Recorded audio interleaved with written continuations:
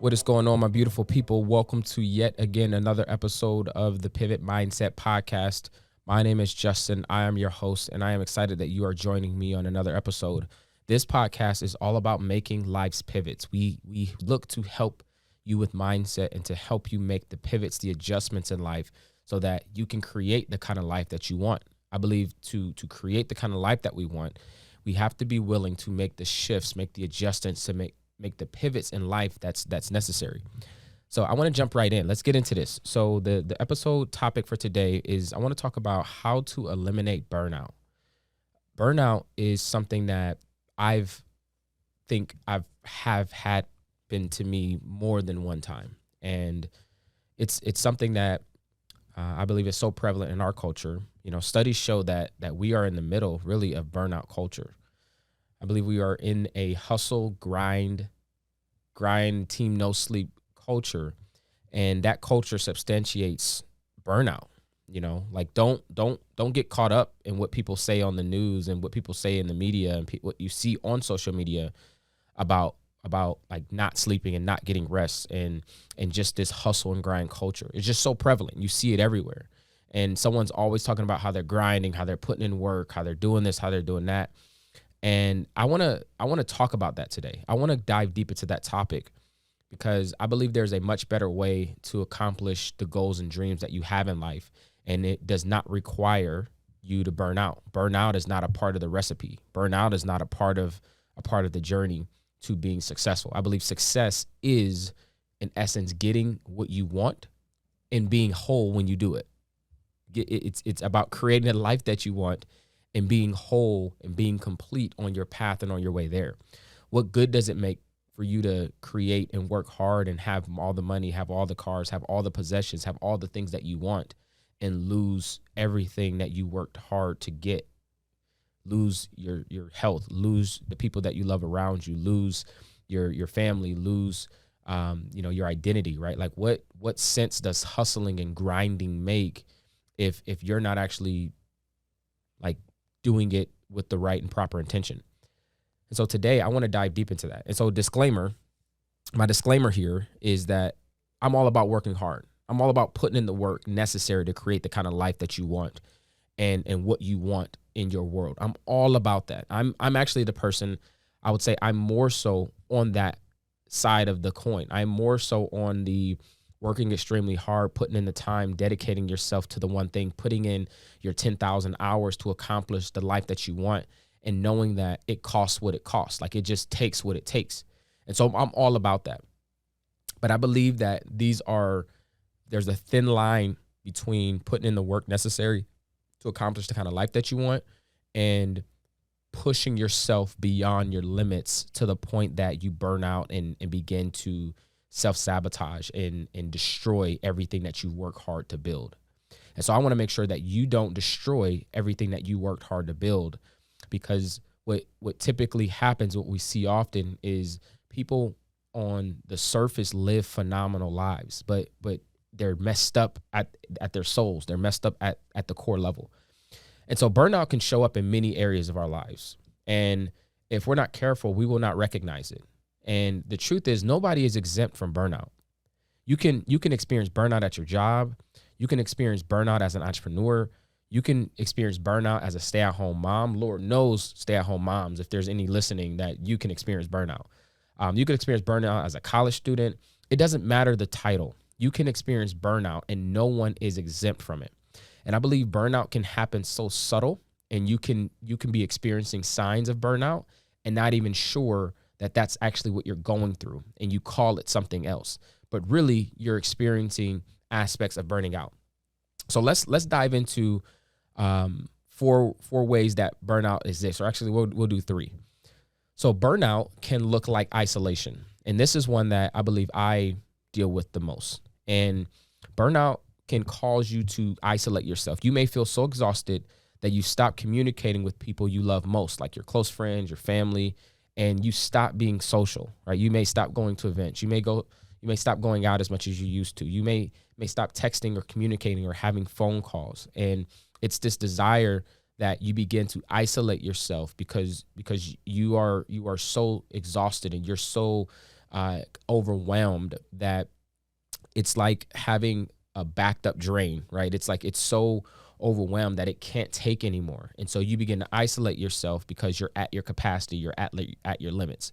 So if you're someone that is a social person and you're starting to like realize that you are isolating yourself, you may want to ask yourself or do a self check to see like, am I actually burning out? Like, is this early phases, or am I in the middle of a burnout? One of the other ways is burnout can be exhaustion, and not exhaustion from having a bad day, but I'm talking about that exhaustion that when you go to sleep and then you wake back up and you're still tired. I'm talking about the exhaustion that you may sleep 8+ hours and you wake up and you're still tired.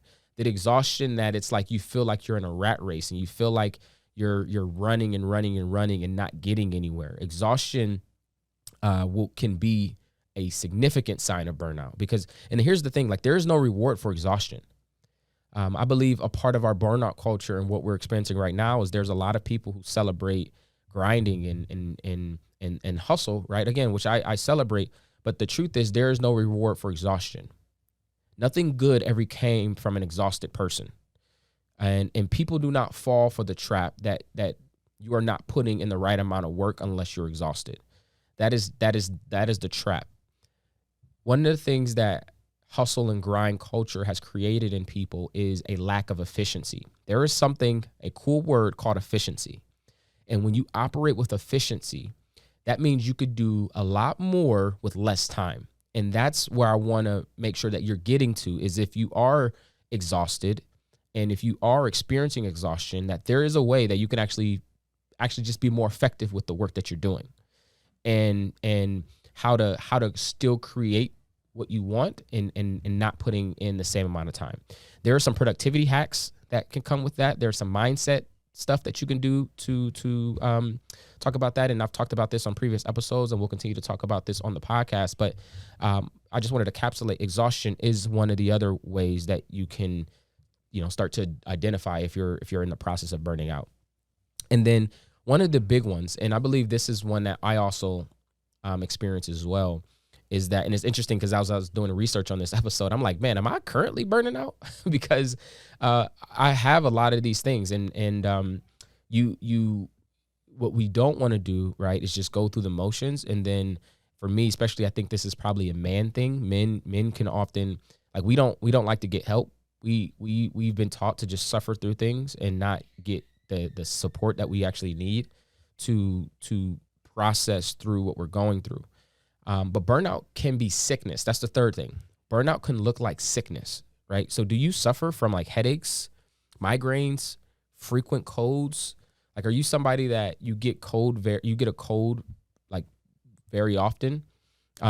Or even more so, it can look like anxiety or depression.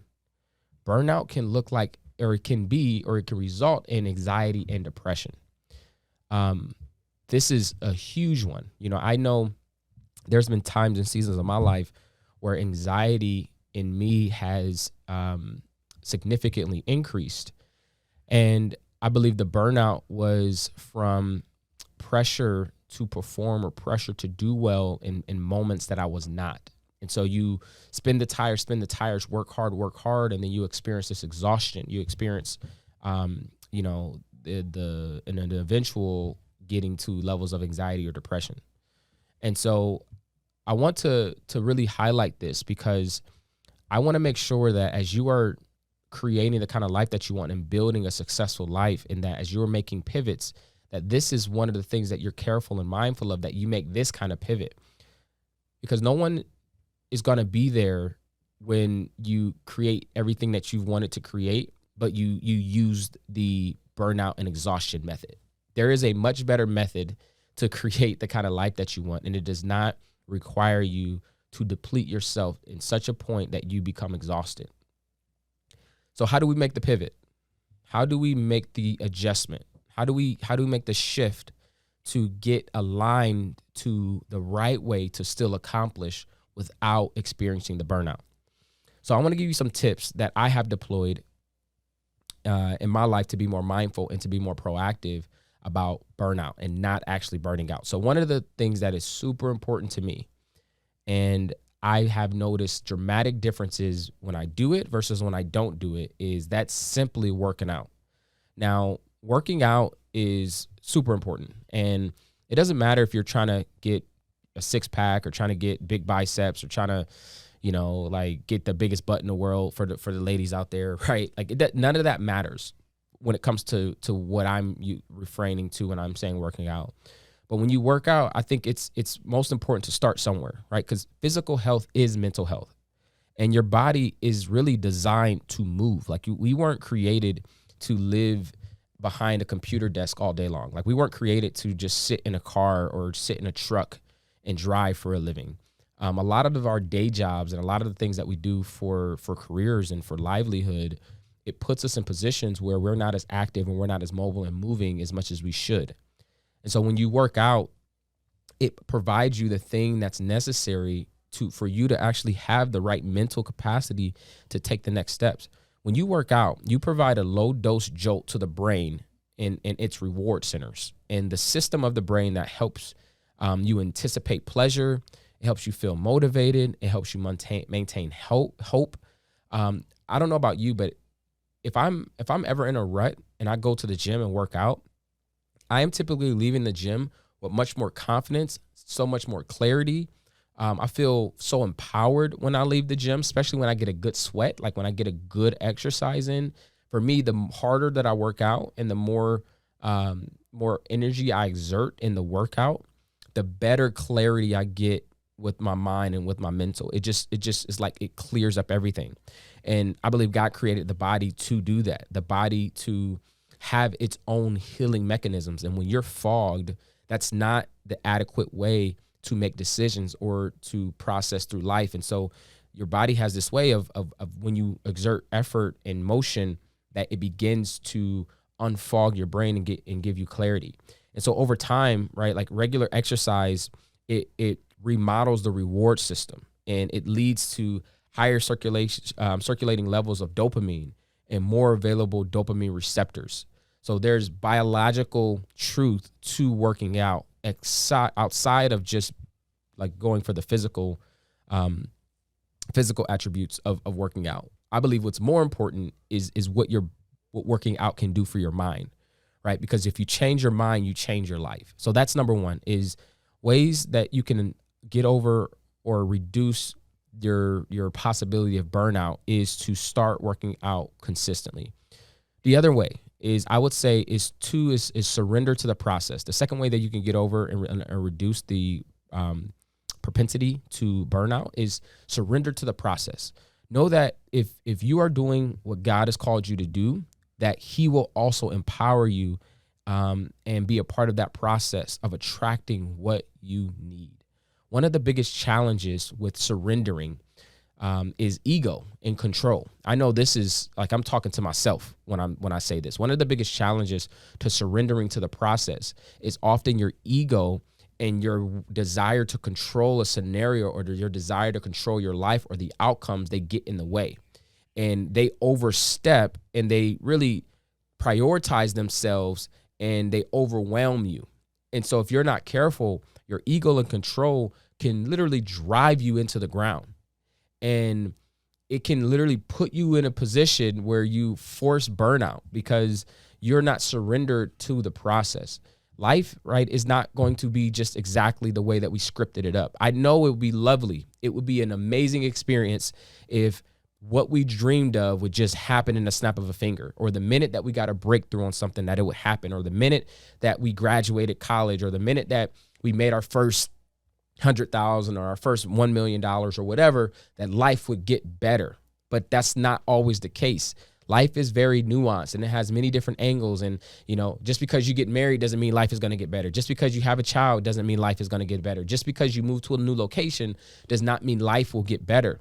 You have to submit yourself to the process, and everybody has their own process. And if you're not understand that the process is the pruning and the perfecting phase of your life, you'll try to shortchange or skip the process.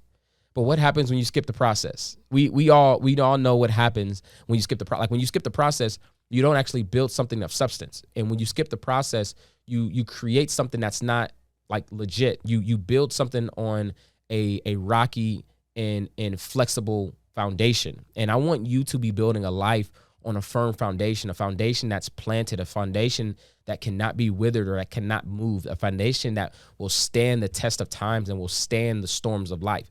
But you have to first learn to surrender.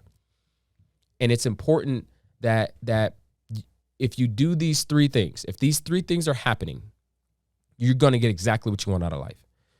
So know that alignment is important, but if you're doing what you're supposed to do, and if you're headed in the correct direction, the only thing now that's missing from the equation is time. And so many of you that are listening to this episode, you are doing what you're supposed to do in life.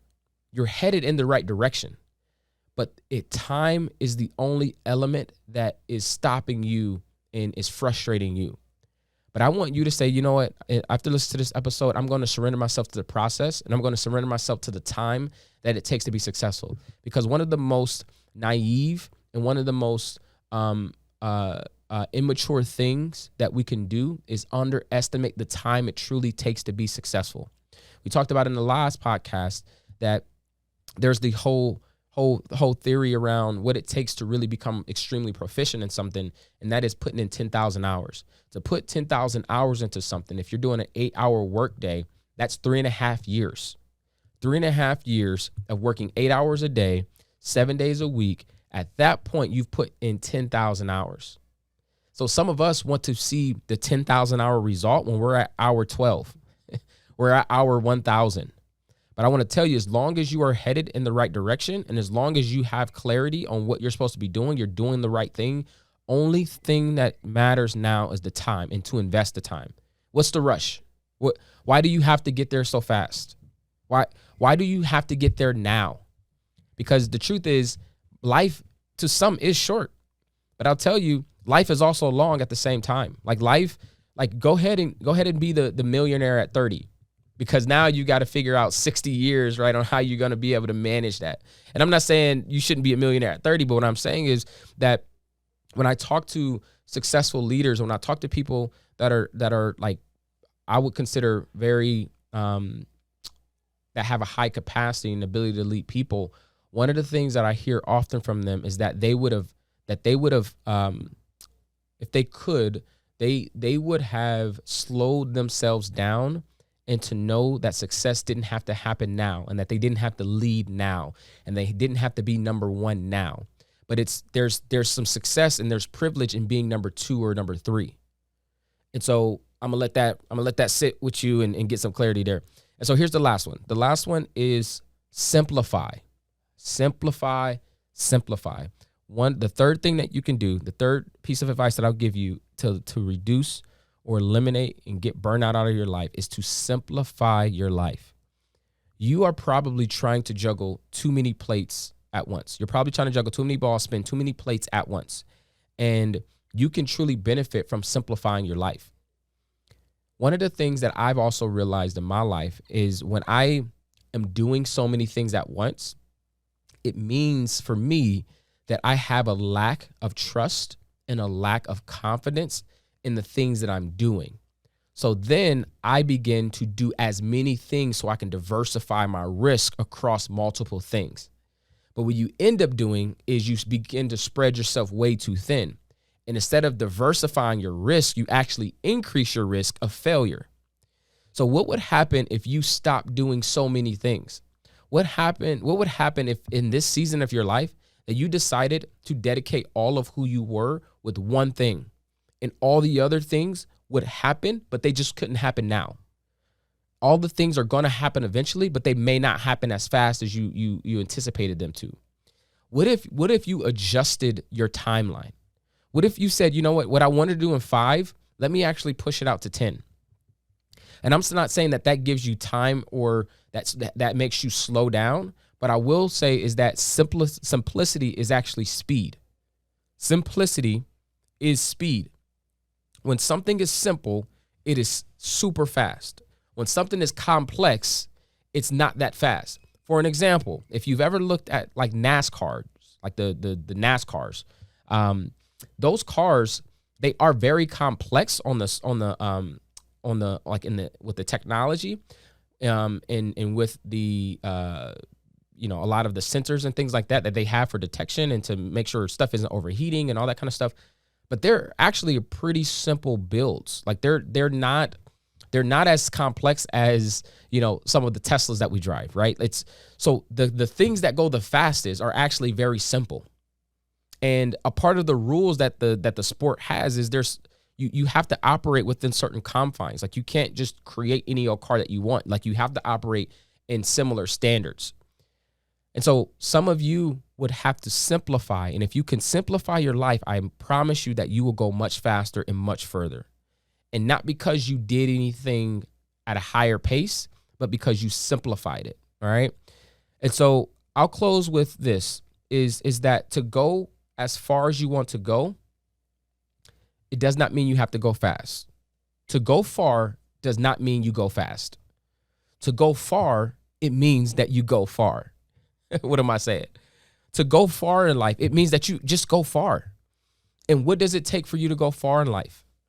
It takes for you to be able to stand and have optimal performance consistently.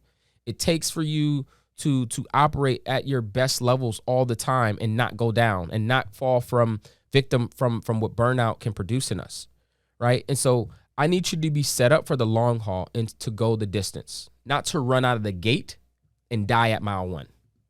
I need you to be set up and structured that you're built for the long haul, because there is a bandwidth that the life that you want requires.